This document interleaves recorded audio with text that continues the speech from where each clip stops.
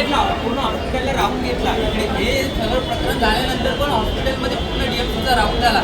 त्या राऊंडमध्ये त्यांनी काय आन्सर दिलं, तुम्ही पगार नाही तर कामं का करता? हे त्यांच्या डीएमसीला बोलले, उत्तर आहे की कामं कशाला करता? म्हणजे हॉस्पिटलची सोडून जावं पडलेलीच नाहीये.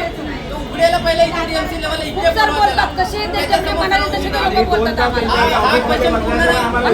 वरच्या लेवलला चाललाय. जसं मॅनेजमेंट करप्टेड आहे ते पूर्ण मॅनेजमेंट करप्टेड सिस्टीमच चुकीची आहे इथे काम करण्याची. फक्त त्यांना हॉस्पिटल तुम्ही जरी जाऊन घेतलात ना, प्रायव्हेट फिलिंग येत आहे की हॉस्पिटल पूर्ण ऑल गव्हर्नमेंट हॉस्पिटलमध्ये हे हॉस्पिटल असं सुंदर आणि स्वच्छ आहे ना, फिरून बघा फक्त हॉस्पिटल कसं ठेवलं आहे. कर्मचाऱ्यांच्या हिशोबाने चालते, पण डीएमसी लेवलला हा राऊंड घेतल्यानंतर पण याचे आन्सर ह्या म्हणजे हॉस्पिटलला अत्यावश्यक सेवेमध्ये हॉस्पिटल येते त्या लेवलला ह्या डीएमसी लेवलवर पदावर कार्यरत असलेल्या आन्सर कामगारांना असं आन्सर आहे की तुम्ही काम कशाला करता. हे आन्सर त्यांच्या अपेक्षित नाहीये. म्हणजे सिस्टम किती चुकीची आहे काम करण्याची पद्धत. सकाळपासून आज हे सगळे आमचे जे कामगार बांधव भगिनी जे आहेत हे सगळे संपावर बसले आहेत. आज 4 महिने झाले यांचा पगार झालेला नाही आहे. हे आपले शिवसेनेचे पदाधिकारी सुद्धा इथे उपस्थित आहेत, मनसेचे सुद्धा उपस्थित आहेत.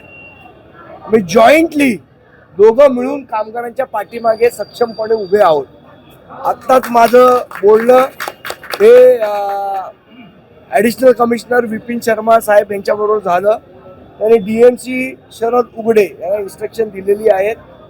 आत्ता आम्ही इथले जे MS आहेत मेडिकल सुप्रिटेंडंट त्यांना घेऊन तिथे चाललो आहे. जोपर्यंत कामगारांचा पगार जमा होत नाही तोपर्यंत आम्ही इथनं हलणार नाही आणि हॉस्पिटल पण चालू देणार नाही. एकूण किती रक्कम आहे एका महिन्याचं जर असं मोजलं गेलं 4 महिन्यात किती असेल? 105 कामगार आहेत MPLचे, 105 कामगार MPLचे आहेत आणि 49 कामगार आहेत हाऊसकीपिंगचे. हाऊसकीपिंगचा 2 महिन्याचा पगार बाकी आहे आणि मे पासून आतापर्यंतचा एका महिन्याच्या एकूण किती रक्कम बाकी आहे? एका कामगाराला जवळजवळ 20,000च्या आसपास मिळाले पाहिजे, पण तेवढे नाही आहेत. किती महिन्याची शिल्लक नाही? 4 महिन्याचे बाकी आहेत. 80 म्हणजे 80 जास्तच आहेत, जास्त त्याच्यापेक्षा जास्त होणार. म्हणजे एकूण एका महिन्याचे ₹1,00,000 जर 4 महिन्याचे एवढा आहे तर असे सगळे 105 मिळवून घेतलं तर 1 कोटी हो. 1 कोटीच्या वरती 1 कोटी ते 1.25 कोटीच्या मधली रक्कम ही यांची थकीत आहे.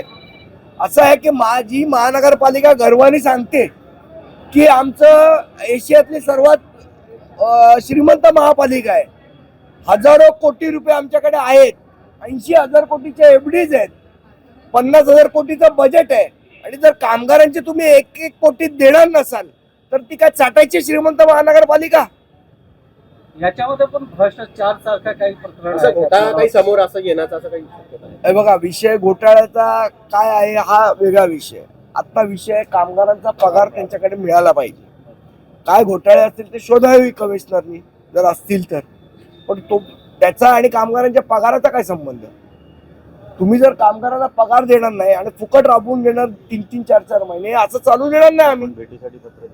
आणि हे बिचारे सगळेजण जेव्हा भेटायला गेले 7 दिवसा अगोदर तेव्हा तुम्ही त्यांना भेट देत नाही.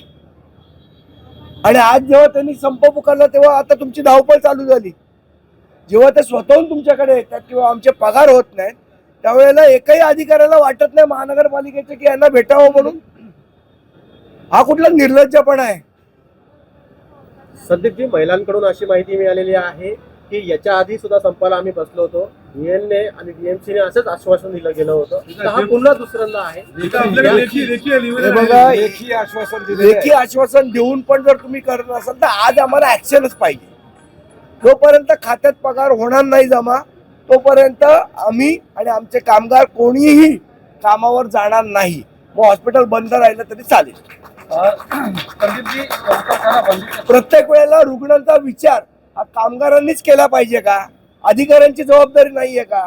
पण आज रुग्ण जे आहे जे बेरोजगार आहेत आज त्यांच्या उपचाराच्या दरम्यान काही शिक्षकांची मदत सुद्धा हातभार लागतो. आज ते करतायत. आम्ही एवढी माणुसकी सोडलेली नाहीये. जिथे मदत करायची तिथे मदत करतायत.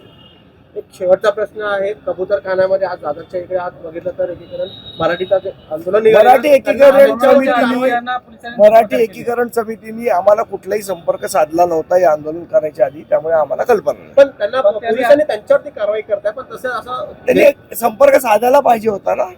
हे आंदोलन यशस्वी करता आलं असतं संपर्क साधला असता तर. 15 ऑगस्टला माणसाच्या बंदी घातल्या आहेत, त्याच्या विरोधात अनेक जण आता उभे समोर येत आहे. 15 ऑगस्टला जे मटण बघा, कोणी काय खायचं आणि कोणी काय नाही खायचं हे मला असं वाटतं प्रत्येकाचा वैयक्तिक अधिकार आहे. सरकारने त्याच्यात लुडबुड करायची गरज नाही.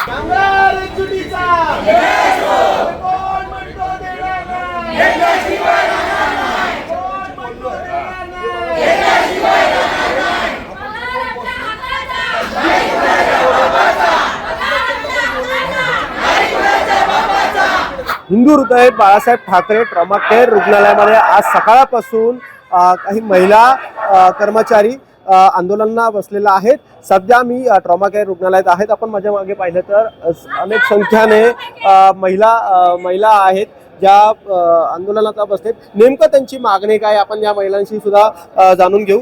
ताई, काय सांगणार नेमकं काय तुमची मागणी आहे? आमचं पेमेंट आमच्या अकाउंटमध्ये यायला पाहिजे. आमचे 4 महिन्याचे पेमेंट नाहीये. पीएफ पण टाकत नाही ते लोक. युनिफॉर्मचे पण पैसे कापतात. काय करतात ते लोक? बिल काय पास होत नाही लोकांना. बिल पास होतात, हे लोकांना द्यायला नाही, देत नाही, फक्त बघतात. तुम्ही याच्या आधी कुठल्या अधिकाऱ्यांशी बोललात की नाही? तुमच्या वरिष्ठ बात हो गया सर, सबसे डेली बात हो रहा है. अभी भी सब अधिकारी खड़े हैं. सगळं बोलले झाले. सगळं असं नाही की कोणाशी नाही बोलले, सगळं बोलून झाले. ते लोक आम्हाला असंच बोलतात. जूनच्या आधी 26ला 100 मोर्चा केलेला, त्यावेळेला म्हणजे असं स्ट्राईक केलेलं. त्यावेळेला आम्हाला डीननी लिहून दिलेलं की तुमचा 3 तारखेला पगार होईल म्हणून लेखी दिलाय, तरी सुद्धा आमच्या अकाउंटला अजून पगार पडला नाही. आज 4 महिने झाले. एकूण किती पगार आहे? आमचा टोटल 4 महिन्याचा पगार आहे. 1.5 महिना झाला अगोदरचा स्ट्राईक करून. आम्हाला आहे 24,000, पण आमच्या अकाउंटला 12,400 पडतो. फक्त 12,400. ना आमचा पीएफ जमा होत, ना आमच्या ESIC जमा होत. आम्हाला काय लागलं तरी 10 रुपयाचा केस पेपर आम्हाला कामगार असून काढावे लागतात. एमओला साईडला सही करा तर एमओ सांगतो आम्हाला अधिकार नाहीये. म्हणजे आम्ही इथे कामावर असताना आम्ही पडलो झडलो तरी स्वतः आम्ही आमच्या स्वतःच्या खर्चाने आम्ही तुम्हाला वाटत नाही का की आज जे आहेत पेशंट सुद्धा आहेत त्यांनाही सुद्धा सिस्टरांची गरज आहे, त्यांच्या उपचारासाठी काही मदत लागली पाहिजे. आज त्यांना सुद्धा त्रास होतो. हे लोकांचे बघायचं. ऐका, आजपर्यंत आम्ही ना एवढे वर्ष चला समजुतीने करत होतो, जाऊ दे आपला पगार येईल. आज एवढे वर्ष आम्ही म्हणतोय की येणार, आणि आम्ही त्यांच्यावर विश्वास ठेवून केलं, पण तरी काहीच नाही. जाणीव आहे आम्हाला, पण त्यांनी पण थोडी माणुसकी दाखवावी. नक्की आपण जर पाहिलं ज्या पद्धतीने यांच्या पगार त्यांना वेळेवर मिळत नाही, गेल्या 4 महिन्यापासून त्यांना पगार मिळालेला नाहीये. आपण त्यांना विचारलं की जे इथे रुग्णालयात जे पेशंट्स ऍडमिट आहेत त्यांच्या उपचाराच्या वेळी ती मदत लागते, आज तुम्ही तिकडे नाही आहेत. ते म्हणतात ते आमची जबाबदारी नाही आहे, आता ते डॉक्टरांची जबाबदारी, आणि डॉक्टरांनी बघा जोपर्यंत आम्हाला पगार मिळत नाही. आणि याच बहिणींना त्यांच्या मागण्या ऐकून घेण्यासाठी मनसेचे संदीप देशपांडे ते स्वतः इकडे आलेले आहेत. त्यासोबत बाळानर उद्धव सेनाचे स्वतः ते आमदार आहेत, तेही सुद्धा इकडे आलेले आहेत. नेमकं या सगळ्या गोष्टीचं माहिती व्यवस्थित घेऊन ते डीनशी चर्चा करणार आहेत. नेमकं किती महिन्यामध्ये तुम्ही यांचे पैसे दिले जाणार आहात आणि नेमकं काय काय अजून अट आहेत या महिलांचे, तेही सुद्धा डीन सोबत चर्चा करणार आहेत. व्हिडिओ जर्नलिस्ट रोहित सह विजय वंजारा, न्यूज 18 लोकमत, मुंबई.